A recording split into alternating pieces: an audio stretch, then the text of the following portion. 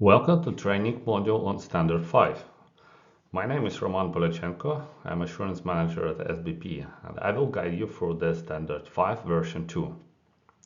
I expect that you completed the previous modules about Standards 1, 2, and 4, as it is important for understanding how Standard 5 works. In this session, we will give you a detailed overview of Standard 5, its purpose and content.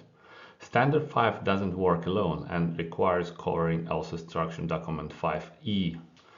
Instruction Document 5E is going through the final stage of finalization. At the time today is 24th May. It is still being slightly discussed, but it's going to be finalized in coming weeks. And I am going to present the final version as we believe it won't change much, if at all.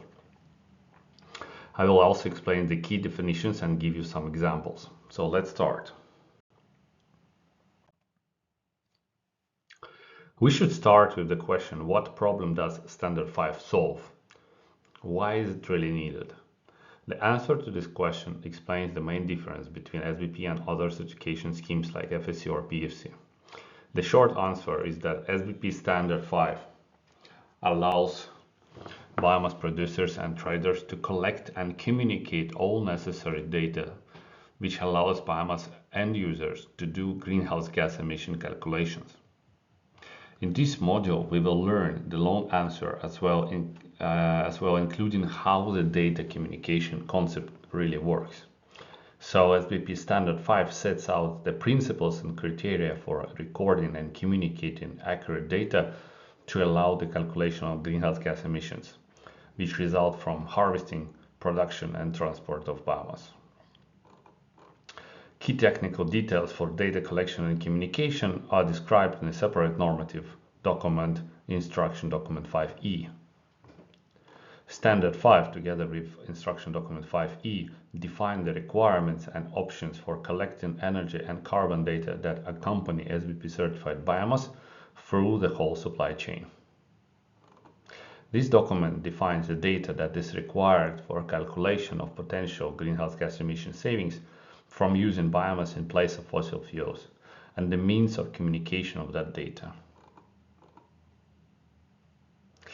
Each biomass producer and trader provide data that permits end users to complete the greenhouse gas calculations according to relevant regulatory requirements. For example, RED II requirements on greenhouse gas calculations, as well as all data on sustainability characteristics of biomass, including the description of feedstock. So this data is also communicated and transferred through the supply chain. Key tools remain SBP Audit Report or SAR and SREG. SBP Standard 5 is supported by the DTS system, where organizations shall record all the required data.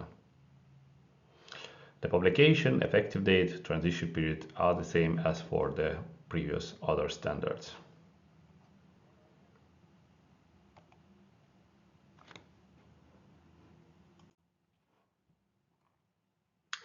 So now we know that SBP Standard 5 allows biomass producers and traders to collect and communicate all necessary data to allow biomass end users to do the greenhouse gas emission calculations.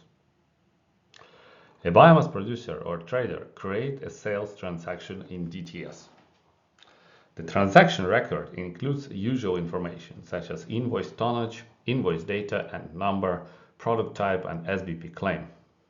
Other major certification systems require the same information, with the difference that in SBP scheme, this information needs to be done online using the DTS platform. Where it gets interesting is that SBP requires more information to be attached to the transaction. Additional mandatory information is production batch ID, Downstream Transport Route, and, where relevant, SREG. We will review each of these terms in a moment, but the immediate point is that SBP transaction carries much more information than just amount of product and certification claim.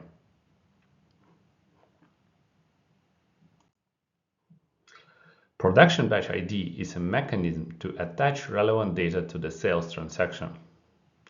This data includes biomass producer certificate number, certification body accreditation number, reporting period number to link to the SAR report, product group ID, and downstream transport route. Imagine that the end user energy station is buying 1,000 tons of pellets with SBP compliant claim. The transaction comes via DTS and it includes production batch ID. The production batch ID attached to this transaction provides them information about the biomass producer and the transportation route. This critical data allows them to do the greenhouse gas emission calculation and reporting to the regulators. Next, we will need to learn what is the SAR report and what data is included there.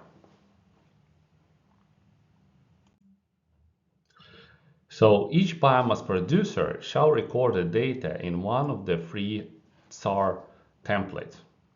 At any given time, each biomass producer with active SBP certificate shall have a valid SAR report in the DTS under the record. The period that SAR report covers should be 12 consecutive months.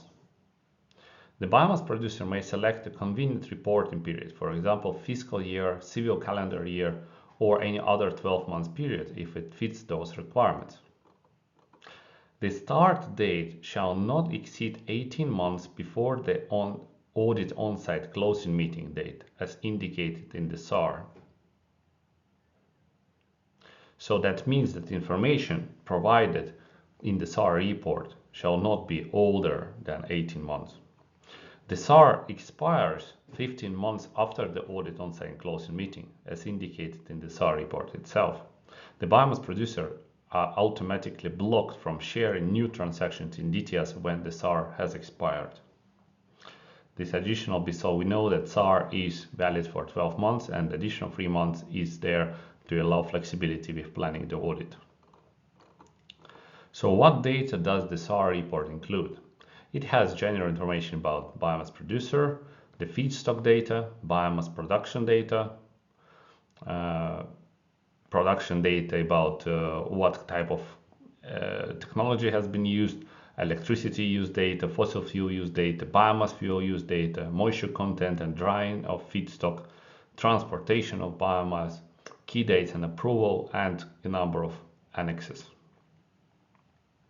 All this data is necessary for the greenhouse gas emission calculation.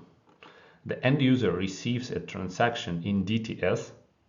It checks the production batch ID. The production batch ID link it to the SAR report. And in the SAR report, the end user can find all necessary data.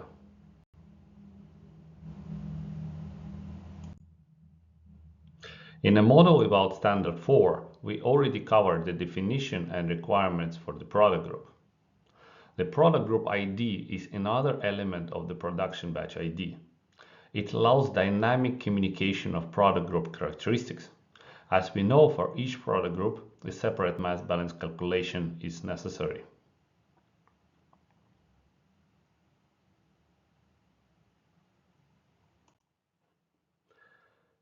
The last element of the production batch ID is the Downstream Transport Route ID.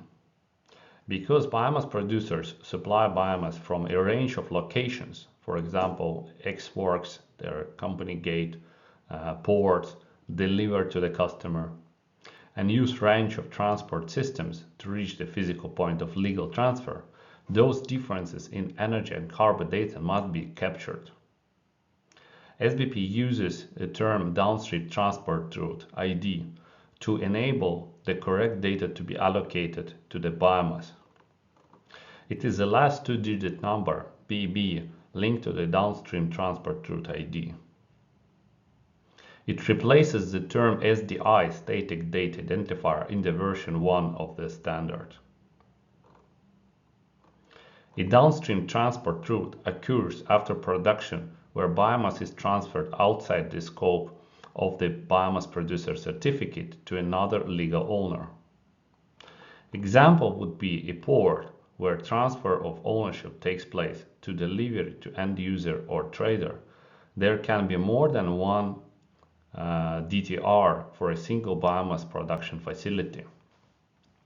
At least one DTR is always required, a pellet mill, gate or X-Works or mobile wood chipper address.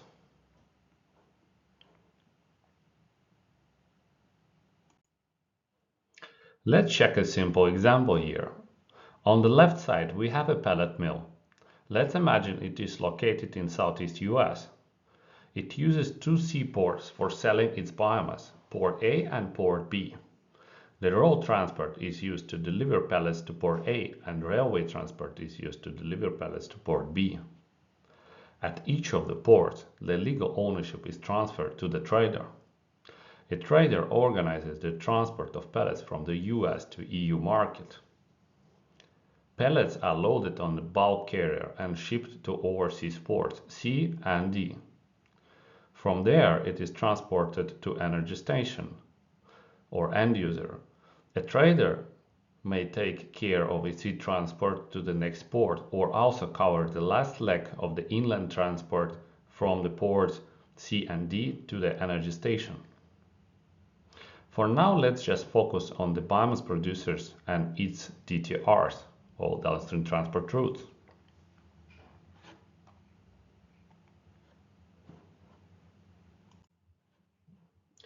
In our example, the biomass producer, a pellet mill, they include two DTRs, the gate or X-Works, Port A and Port B.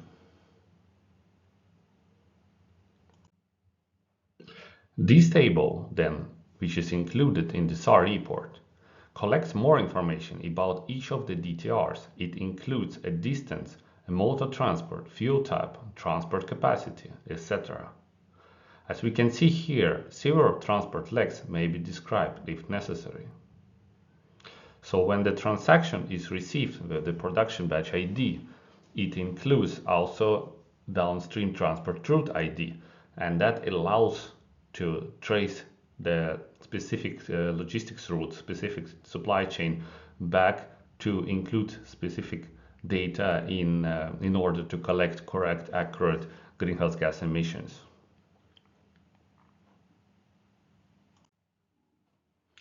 Biomass producers wishing to supply biomass outside of the DTR scope must record the relevant energy and carbon data for inland transport in the corresponding DTS module, SBP report, or energy and carbon for supplied biomass. For example, they started using Newport and it is not yet included in the SAR report. This requirement also applies to traders. Additionally, where an end user requires biomass to be supplied with SREG, biomass producers and traders shall record the relevant energy and carbon data in an SREG module, whether that for the inland transport or sea transport by using the latest version of the correct template in the DTS system. These modules, they record start and end locations. For sea transport, it includes vessel, data capacity, fuel type, distance, handling. For inland transport, it also includes mode of transport, fuel capacity, distance, amount of fuel used, etc.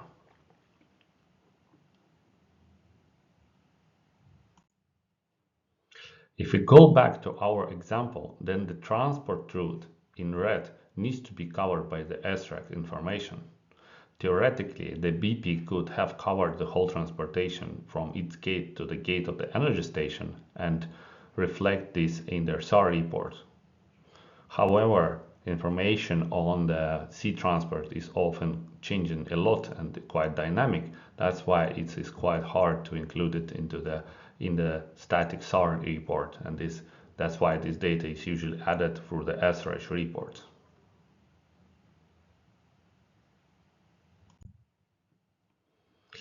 So let's summarize. The Sustainable Biomass Program distinguishes itself from a robust through the robust mechanism for data collection and communication. One of the standout features of the SBP scheme is its utilization of highly efficient tools such as the SAR report. These tools allow to collect detailed information required for greenhouse gas emissions calculation and reporting. The data transfer system within the SBP scheme is another element that enhances the credibility of data collection and communication. This robust system ensures seamless and secure transfer of data along the biomass supply chain. SBP Secretariat is planning to issue a separate training module on this process in the near future.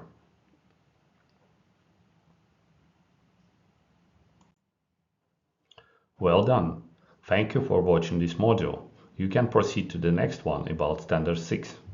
The module on Standard 6 is gonna be quite short.